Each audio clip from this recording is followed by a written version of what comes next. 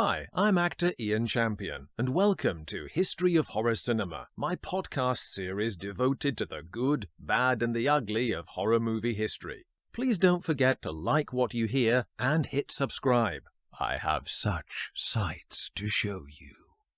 The Mummy's Ghost, 1944.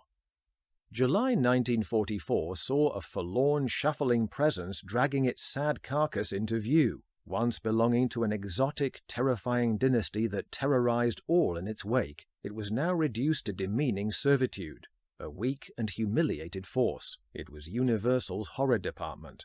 Having profited immensely from a first wave, 1931 to 1936, that introduced the celebrated icons of Dracula, Frankenstein, the Mummy, and the Invisible Man to modern audiences, the studio lost courage in its second cycle that began with World War II.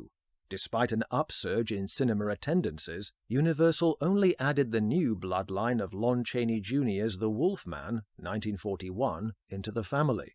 As the 40s rolled on, their flagging inspiration was evident in the demotion of their pure horror movies to B-movie level, meaning that the voltage being pumped into the franchises was only enough to keep the engine ticking over, not to reinvigorate it. All 5 of the brand-name monsters were endlessly represented in increasingly shoddy and ill-considered sequels.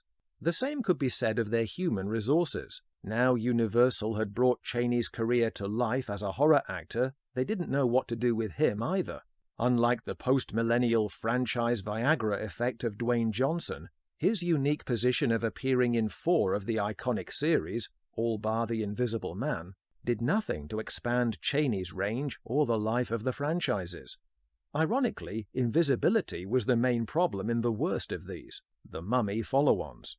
As we saw with 1942's The Mummy's Tomb, it could have been anyone staggering around mutely under the rotting bandages. After attaching him to 2 more unappetizing franchise leftovers, such as Son of Dracula in 1943 and The Inner Sanctum potboilers, the studio entombed Chaney in 2 more deathless Egyptian sarcophagi. The first of these was The Mummy's Ghost in 1944, which, like Chaney's return as the mummified Caris, is a weak and dull creature hampered by lame limbs. An obviously minuscule budget and slapdash script quality by the returning Griffin J. and Henry Zucker. Directed by Reginald Le Borg, Résistance est futile? A further callback to the previous entries was the return of George Zucco as the almost indestructible High Priest. By now his 9 lives seemed to be running out though, as this was the last time he would pass on the mantle of servant of Amon-Ra to another fallible, fez-sporting disciple. White-haired and doddery under Jack Pierce's subtly aging makeup, Zucco gives the poison chalice this time to John Carradine of all people, with whom he'd recently worked on Monogram's Voodoo Man. Being of naturally pale complexion, Pierce ensures Carradine's Yusuf Bey has a swarthy tan, which accentuates his penetrating blue eyes when giving the evil eye later. Bey's mission is to bring Princess Ananka and her eternal lover Caris back to Egypt. Meanwhile, in Mapleton, USA, location of the aforementioned The Mummy's Tomb, Frank Reicher reprises his role of college professor Norman from that film. His Egyptology students disbelieve Caris' previous rampage through the town as the work of an imposter in costume. The most vocal class skeptic is Tom Hervey, a relaxed Robert Lowry, a few years before donning his own disguise as the Caped Crusader in Columbia's Batman and Robin in 1949. Tom's buddy asks him to inquire about the legend for his girlfriend Amina, Ramsey Ames, who happens to be Egyptian. Although Tom is still dismissive about the events, he is intrigued by Amina's haunted distraction whenever he mentions her homeland.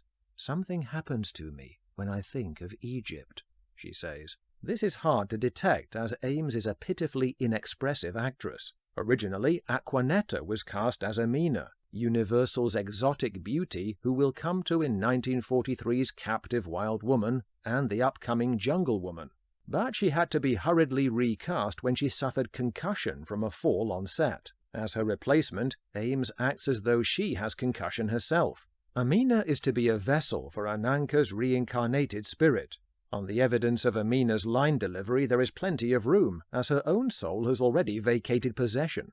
There's more tea brewed in this movie than on a British building site. Before Bay boils the sacred Tana leaves to summon Kharis, Professor Norman beats him to it after translating an inscription on a box of leaves. The hapless mummy suddenly appears, lumbering out of a forest with no clue as to his hiding place. Where has he been all this time? Amina goes walkabout in a hypnotic trance, just as a black cat crosses her path, an artful, understated omen. There's a foretelling of doom in those tea leaves as well. Kharis bursts in on the unwitting Norman, fatally throttles him and slurps the tea before exiting. While the sheriff, a monotone Harry Shannon, and the coroner, Emmett Vaughan, later ponder over the post-mortem mould on Norman's neck, Amina comes too, now sporting the Nefertiti white temple streak as worn famously by the Bride of Frankenstein. "Mummy believed to be back in New England," blazes the newspaper headline, even though he apparently never left. At least someone is surprised by the bandaged behemoth. When Bay concocts a cupful, he shows no reaction at all at seeing the 3,000-year-old Kharis, despite this presumably being the first time he's ever witnessed a walking mummy. Master and servant head to the Scripps Museum, where Bay instructs Kharis to pick up Ananka's body from her sarcophagus. It is too late. Upon touching her body, the wrappings disintegrate. "By thy will, her soul has entered another form," intones the tea-boy of the Nile, acknowledging the mighty Amun-Ra. A cut to a shrieking Amina answers the audience's next question.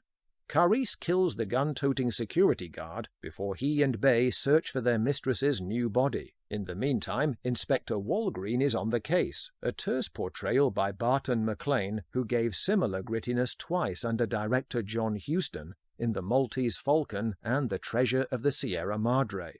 He has no time for the supernatural theorizing by Coroner Dr. Ayed, Lester Sharp, as to how Ananka's body could vanish leaving her shed bandages uncut. "Sounds like a lot of applesauce to me," grumbles Walgreen. A much greater reverence for the occult can be witnessed in Bay's unintentionally funny plea to Amun-Ra for clues to the princess's host. "Shed your light upon the darkness of my groping," begs Caradine with feeling. Fortunately, a mystic light curtails that and signals where they can find Amina. They abduct her and set us up for a climax that makes the paucity of budget and ideas glaringly obvious. Far from the elaborate temples in The Mummy or The Mummy's Hand, or even the banning mansion of flame in The Mummy's Tomb, what we get here is a shed. Perched atop a train track on a dirt road, it is a dismal effort at a set piece. Even the locals' vigilante march has its threat level neutered by being led to the location by Tom's dog, Lassie style. Running on fumes now, the formula at least has the residual sparks of personal greed that can be relied upon to seduce every acolyte just as they are about to hand over the princess to their gods. Bay's inner demon dares to suggest the blasphemous, "What about your destiny as a man?" As he grows more avaricious, Amina becomes more mummified, her hair turning vivid white and her skin deteriorating into wrinkled parchment. Envious Kharis senses that once again the high priest has backed the wrong horse, and sends Bay to an amusingly dummy substituted death. After a grapple with Tom, the mummy carries Amina, now lost to Ananka, into the swamp. As distraught Tom watches his girlfriend submerged into reincarnated reunion with Kharis, there is a chilling reprise of Zuko's priestly warning. "The fate of those who defy the will of the ancient gods shall be a cruel and violent death." We can only surmise this refers to Bay, since poor Amina didn't deserve her holy hijacking.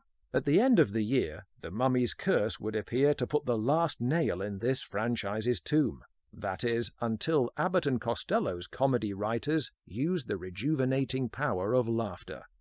The Mummy's Curse, 1944. Universal's unwanted Christmas present to horror fans in December 1944 was a final anemic pseudo-serious entry in the Mummy series entitled The Mummy's Curse. Straining the last drops of Tana essence out of the mythology, it resurrected the terminally underused Lon Chaney Jr. as Kharis, eternal lover of the ancient Princess Ananka, with whom he disappeared into the Louisiana swamp 25 years before this fourth sequel is set. Under former comedy director Leslie Goodwin's, this last entry wraps up the original franchise without any humor and virtually nothing to offer. Bernard Schubert, who previously wrote 1935's Mark of the Vampire and 1944's Jungle Woman, was one of an unbelievable 7 writers in total involved with this humdrum screenplay. Here, an engineering firm is draining the swamp for reclamation when the Scripps Museum's Dr. Halsey, Dennis Moore, and the Egyptian Dr. Ilzor Zandab, Peter Coe, ask for the chance to excavate the area for the fabled mummified twosome. There's no need to look for Zuko's evil high priest in this version, as the active villain sports the dead giveaway black hat of a fez. That dubious honor falls to Dr. Zandab, who has already dredged up Kharis and secreted him in an abandoned monastery, with the aid of his servant Ragheb, Martin Koslek. This is just as well, since the death of a laborer has filled the other site workers with supernatural fear about continuing to work in the swamp. Napoleon Simpson's Gooby expresses this in stereotyped Afro-American subservience. "The devil's on the loose and he's dancing with the mummy." Sure enough, Zandab awakens Kharis with the ancient Tana leaf brew after a flashback that, through the mists of time, recaps the 3 millennia-old legend of how Kharis was rumbled trying to revive his worshipped princess love, and was treated to a live burial as a reward, along with those refreshing leaves. These scenes were a crafty cannibalization of Karloff material from The Mummy and footage of 1940's The Mummy's Hand. The one worthwhile sequence in this film is the memorable rise from the swamp mud of Ananka, played by Virginia Christie, later appearing as Wilma Lentz in the 1956 Invasion of the Body Snatchers.